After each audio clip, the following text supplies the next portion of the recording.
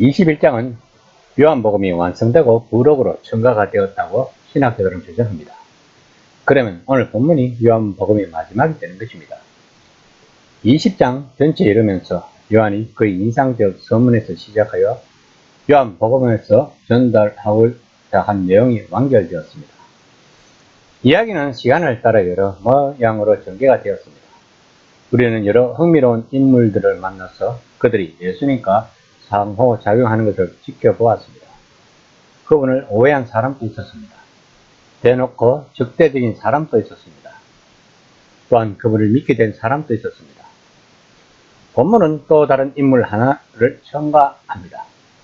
도마가 새로운 토대 위에 세워진 믿음을 벅차게 고백함으로써 요한복음은 빙 돌아서 우리가 출발했던 곳에 도착하게 합니다.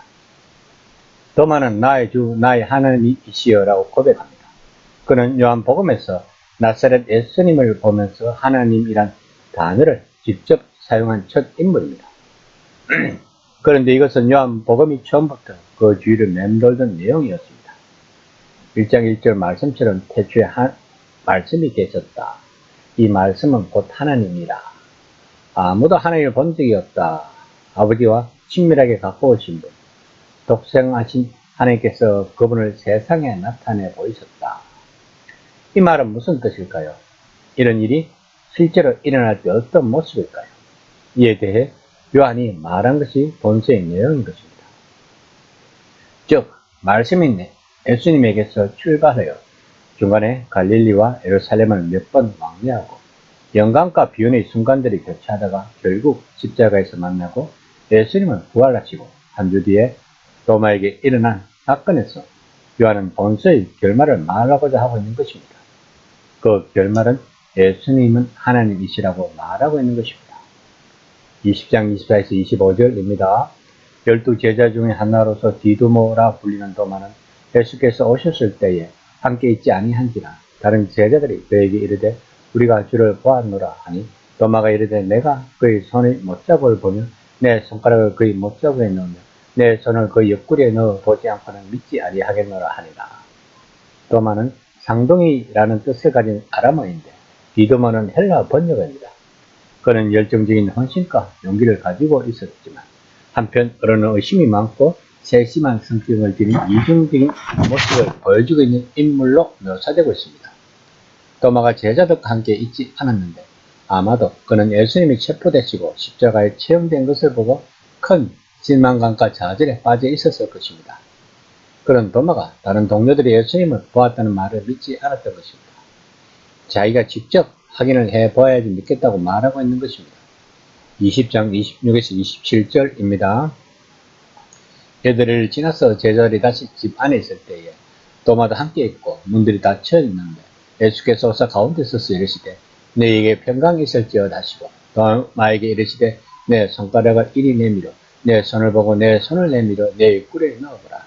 그리하여 믿음 없는 자가 되지 말고 믿는 자가 되라. 예수님은 죽음과 무덤, 혹과 향유에서만 벗어나신 것이 아니었습니다.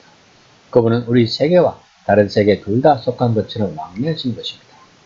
이 다른 세계는 여러 면에서 우리 세계와 교차하지만 같은 지도상에 있지 않는 곳입니다. 그것이 바로 우리들이 가야 할 곳이기도 할 것입니다. 예수님은 직접 도마에게 자신의 옆구리에 손을 넣어 보러 갔습니다.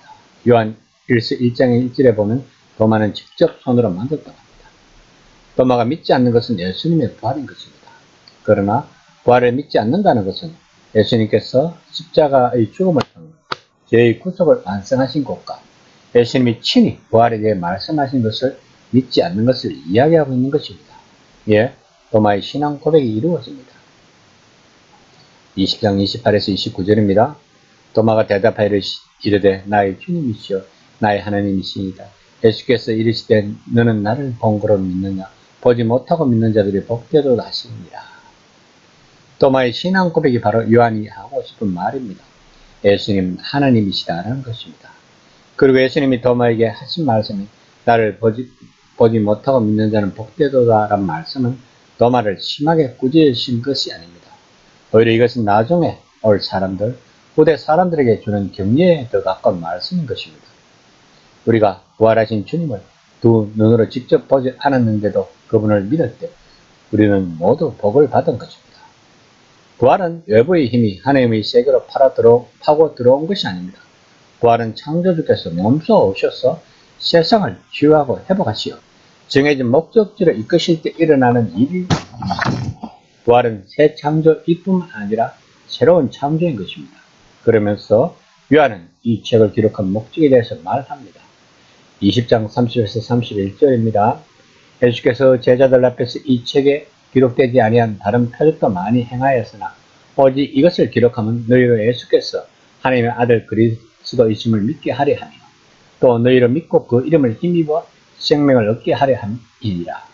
요한은 자신이 기록한 표적 이외에도 많은 표적을 예수님이 행했다고 말하면서 자신이 그 중에서 이 표적들을 기록한 이유는 1장에서 말한 본서의 핵심 주제인 메시아, 하나님의 아들이 다름 아닌 나사렛 예수님이시라는 것을 독자들 스스로 그와 같은 믿음에 이르게 하기 위함이었다고 말하고 있는 것입니다. 그러므로 핵심은 예수님을 믿는 것이고 이 믿음을 통해 그분 안에서 생명을 소유하는 것입니다. 이 시간 나는 내 안에 예수님의 생명을 소유하고 있는지 한번 생각해보는 시간이 되었으면 합니다.